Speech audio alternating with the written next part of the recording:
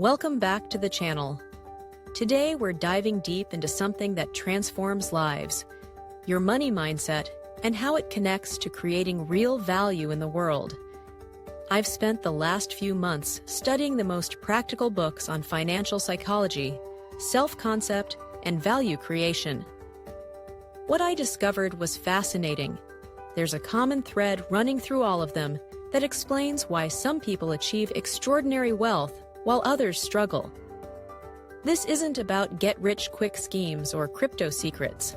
It's about the fundamental shifts in thinking that lay the groundwork for lasting prosperity. Let's get started. Napoleon Hill's Think and Grow Rich teaches us that wealth begins in the mind before it materializes in your bank account. After an unprecedented 25-year study of over 500 self-made millionaires, including titans like Andrew Carnegie, Henry Ford, and Thomas Edison, Hill discovered a constellation of principles that govern financial achievement. At the core of Hill's philosophy lies the concept of definite major purpose, the crystallization of desire into a specific, burning obsession that occupies one's thoughts constantly. This isn't mere wishful thinking, but a disciplined mental practice where your financial vision becomes so vivid and emotionally charged that your subconscious mind begins orienting all your faculties toward its achievement. What truly distinguished these wealth creators wasn't just initial ambition, but their psychological response to setbacks. Hill observed that temporary defeat merely strengthened their resolve rather than diminishing it. This persistence quotient separated the merely talented from the truly successful. As Hill writes, before success comes in any man's life, he is sure to meet with much temporary defeat and perhaps some failure. When defeat overtakes a man, the easiest and most logical thing to do is to quit. That is exactly what the majority of men do. Robert Kiyosaki explains in Rich Dad, Poor Dad that the wealthy think differently about money itself. At the core of Kiyosaki's philosophy is a revolutionary inversion of the conventional employment mindset. While the middle class focuses primarily on earning higher salaries and saving diligently, the wealthy operate from an entirely different framework. They understand that true financial freedom comes not from working harder for money, but from deploying capital strategically to generate passive and portfolio income streams that require progressively less active involvement. Kiyosaki meticulously defines the difference between assets and liabilities in unconventional but clarifying terms. Assets put money into your pocket, while liabilities take money out. This wealth-building approach requires what Kiyosaki calls financial literacy, the ability to read and understand financial statements, recognize opportunities, and make strategic decisions based on cash flow patterns rather than emotional consumer impulses. The mindset reversal Kiyosaki advocates involves fundamentally reorienting one's relationship with income.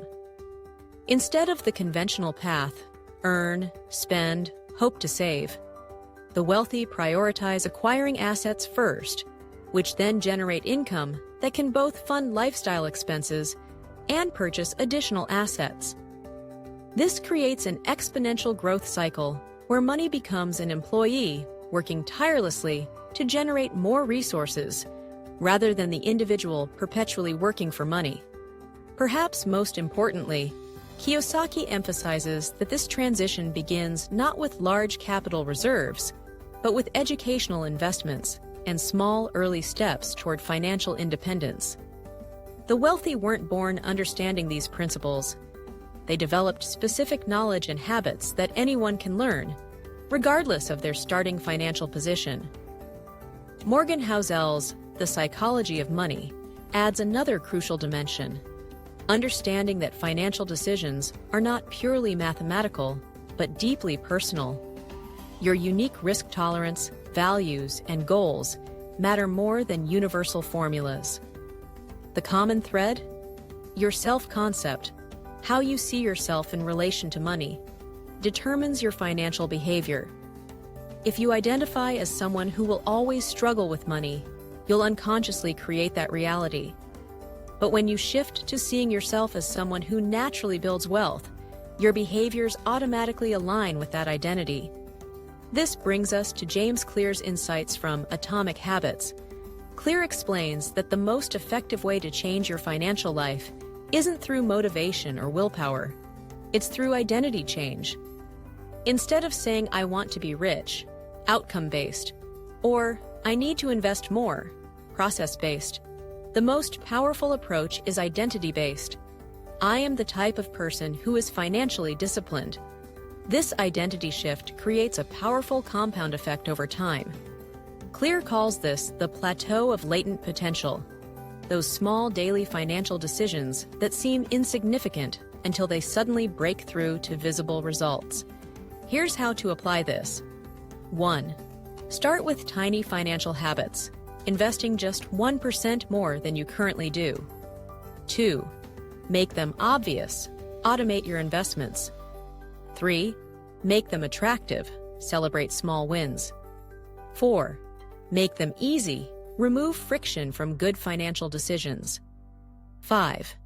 Make them satisfying. Track your progress visually. Remember, you do not rise to the level of your financial goals. You fall to the level of your financial systems. The person with a mediocre investment plan they actually follow will outperform the person with a brilliant plan they abandon. Now let's connect this strengthened self-concept to creating value in the marketplace. Tony Hsieh's Delivering Happiness reveals that lasting wealth comes from obsessing over how to create exceptional experiences for others. When Hsieh ran Zappos, he didn't focus on shoe sales metrics.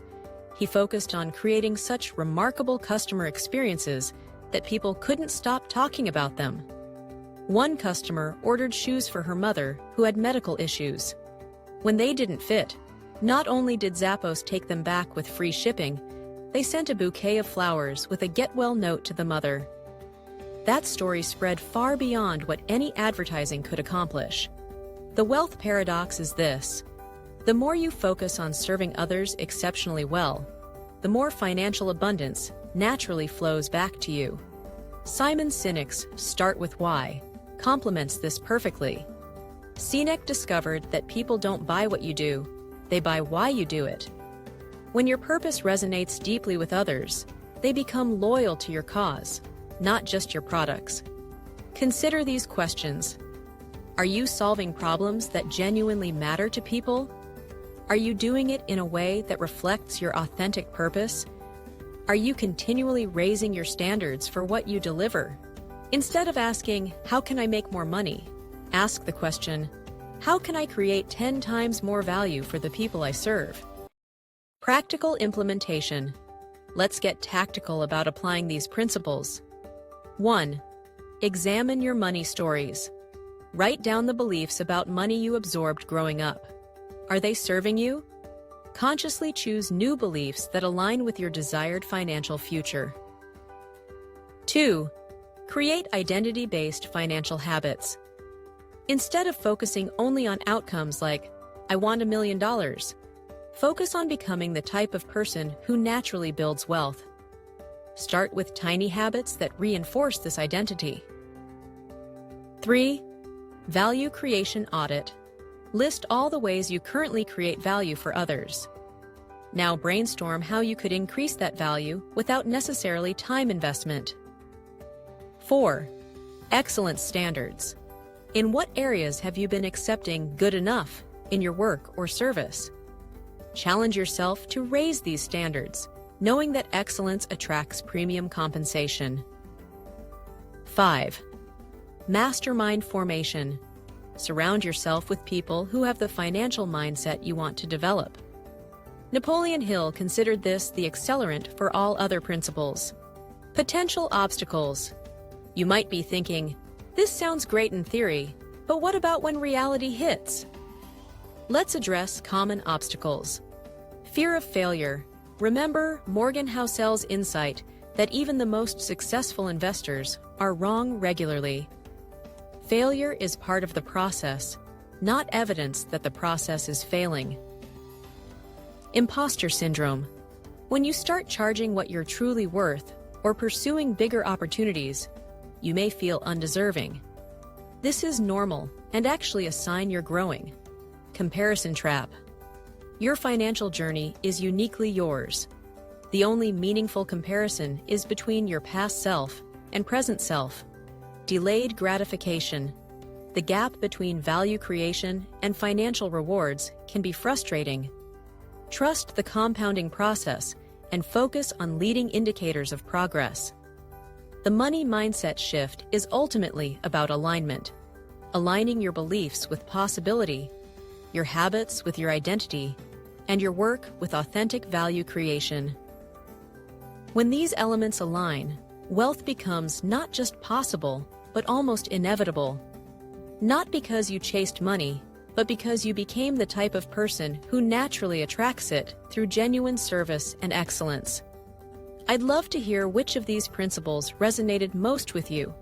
Drop a comment below sharing one financial mindset shift you're committed to making this week. If you found value in this video, remember that the best way to integrate these concepts is to teach them to someone else. Share this with a friend who needs this message, and together, let's build wealth by creating exceptional value. Don't forget to subscribe for more content on building wealth through mindset and value creation. Before you go, I've created a free money mindset workbook that walks you through exactly how to implement these principles in your life. Check the link in the description to download it now. Until next time, keep raising those standards.